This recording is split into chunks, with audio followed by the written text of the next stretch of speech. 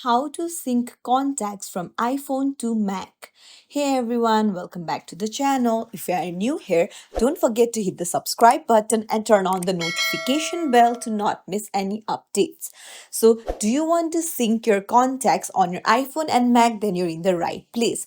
First things first, you'll need to log in into the same Apple account on both your iPhone and your Mac. Then go to the settings, open up your Apple account, and then go to iCloud. Now, here you'll find See All, tap on it.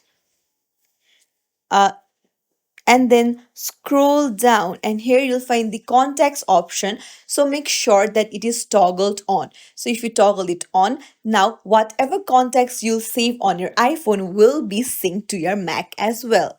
It's as simple as that. If you found this tutorial helpful, don't forget to like and subscribe to our channel for more tips and tricks. Thank you for watching. See you in the next video.